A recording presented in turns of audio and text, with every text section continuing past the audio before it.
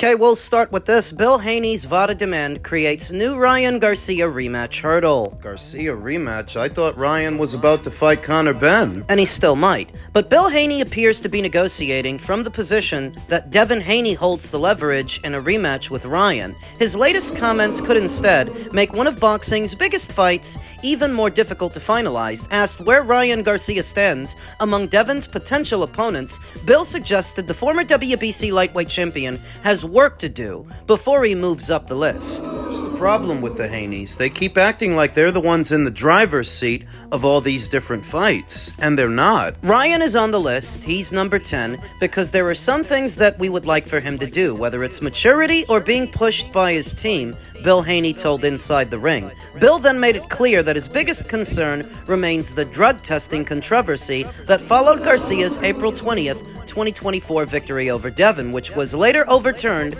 to a no contest after Garcia tested positive for Osterin. As good as those highlights look, they look like a big lie to me, said Bill. What I want to see him doing is the drug testing, the VADA drug program. Give us a significant amount of time for us to have faith that he's clean. From Team Haney's perspective, the request is understandable given the events surrounding the first fight. The problem is that Ryan Garcia already made it clear he has little interest in accepting VADA as a condition for a rematch. So does that mean that all this time he hasn't been tested by VADA? And if not, how could he reign as WBC champion when the WBC's got their clean boxing program, which is run alongside them and VADA? Isn't testing mandatory? Since his suspension, Garcia has repeatedly questioned VADA's credibility, arguing that he no longer trusts the organization following his positive test. He has said he would rather use another anti-doping agency, other than the one that caught him red-handed, and has publicly rejected the Haneys' insistence on VADA, even suggesting their close association with the organization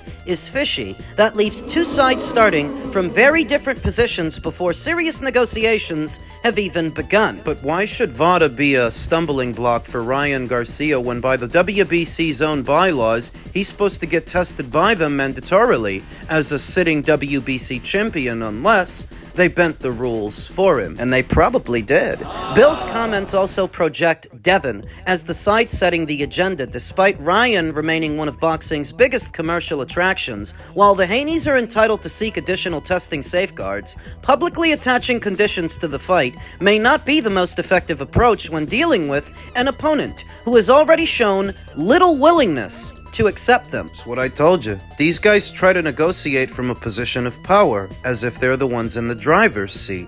And they're not. Unless one side softens its position on drug testing, this disagreement could become another hurdle standing between boxing fans and a rematch that has remained one of the sport's most sought-after fights since their controversial first meeting. If you're thinking about this situation through the lens of right and wrong, fair and unfair, then you're looking at this thing the wrong way, because that's not what it's about, and that's not the pretense this fight is going to be negotiated under. The Haneys simply don't have the leverage to make Ryan do what they want him to do. And the boxing fans really don't care. Think about it. Here you have Ryan, who was caught red-handed by VADA, and now what Ryan is saying is he doesn't want to use that agency. If this were about right and wrong, the boxing fans themselves would be the ones burning him at the stake. They'd be the ones holding his feet to the fire. They're not. It's very obvious that Ryan was doping, just like it's very obvious that the boxing fans don't care. So don't get it in your head that this is about right and wrong. That would be a very infantile lens to view all of this in. This is about leverage.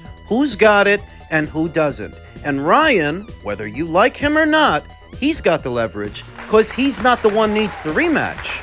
Devin is. There are a lot of people out there that are perfectly okay with Ryan's performance against Devin despite Ryan testing positive for Osterin. They don't care about the Osterin. All they care about is trolling Devin and his fans. So for them, that's good enough. Ryan doesn't need the rematch.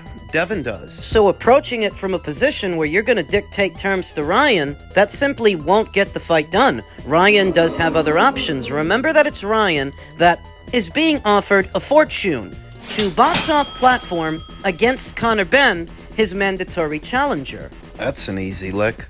An easy lick for a lot of money. So why would Ryan be thinking about Devin and fighting him for a second time? What, because Oscar brought it up the other day on his Clapback Thursday segment? Oscar only said that. Oscar's had 2 years to make the rematch between Ryan and Devin, most of which he spent putting off the rematch. He only brought it up now because he doesn't want Zuffa getting their hands on his fighter. Was it. If he were ever serious about doing the rematch with Devin, he would have done it by now. There was an interesting perspective from veteran boxing insider Rick Glacier. He's back on Twitter. Eddie Hearn said on video no promoter wants to work with Devin Haney, as Haney badly overprices himself. Hearn actually told the truth. May I add, Haney isn't as big an attraction as he makes himself out to be. Reality, Haney is a high-priced B-side, despite being a world champion. That's the truth, whether you like it or not.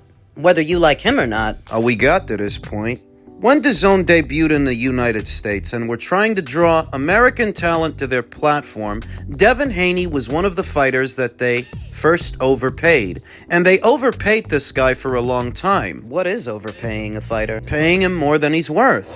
Guaranteeing him sums of cash that he can't actually generate, on the premise that one day he will. For Devin, that day still hasn't come. But this went on for a long time on the Matchroom and DAZN side of things, then subsequently continued when Devin signed on at Top Rank at ESPN. They overpaid him. Then it continued when Turkey overpaid him. Based on what he had got from Matchroom previously and what he had got from Top Rank on ESPN, Turkey starts overpaying the guy.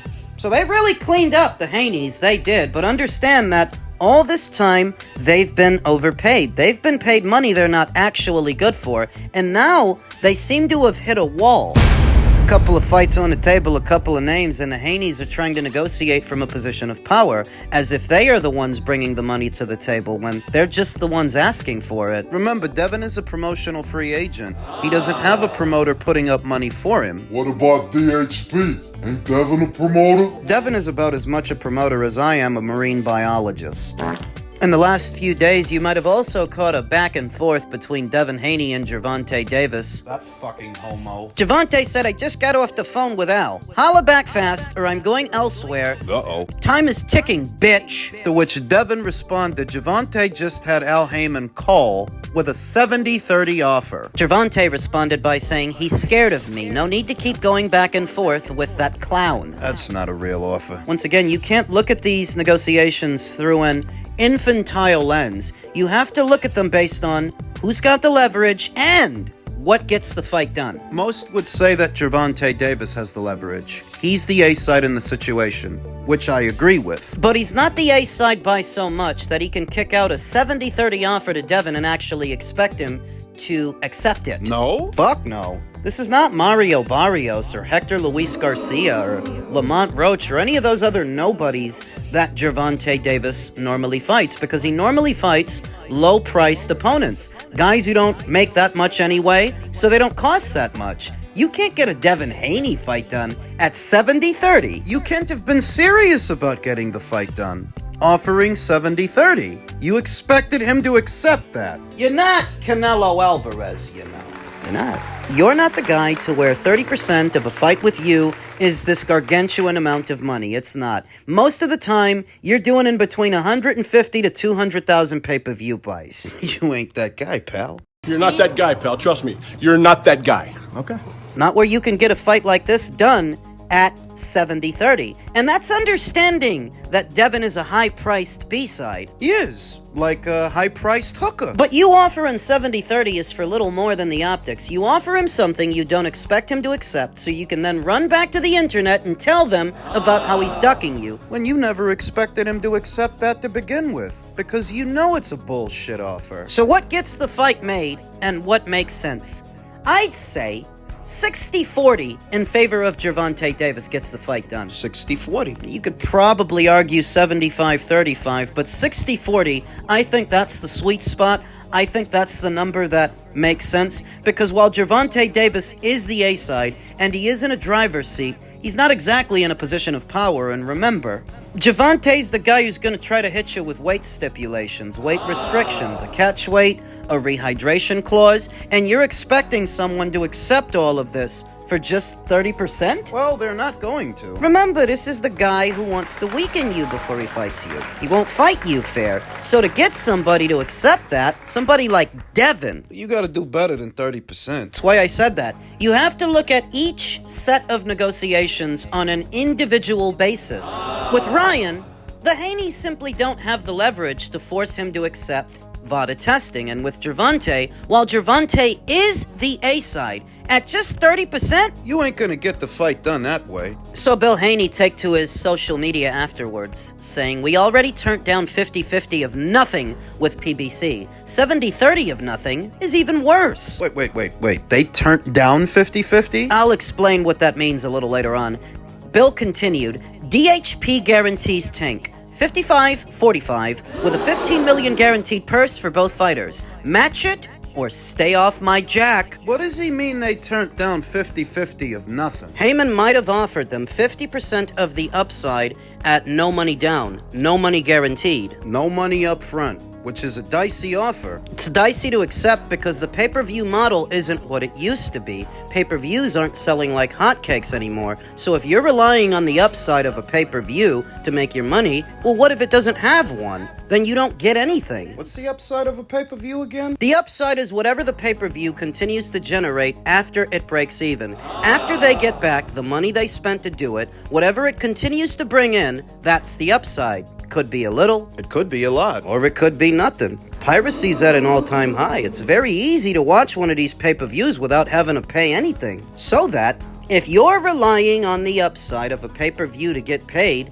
you might not get paid anything. That's what he means when he says we already turned down 50% of nothing. 50% of maybe money. What if money? What Bill proposes is a 55-45 split with a $15 million guarantee both ways. That's a $30 million pot. Yeah, that's a lot. More than they're gonna get. And at a 55-45 split, that's more than 60-40. More in their favor. And I don't think you're gonna get the fight done with that number either, because I don't think the PBC has $30 million. Why does Bill? High-priced B-sides, remember? It's just like Rick Glacius said. The right number is somewhere in the middle.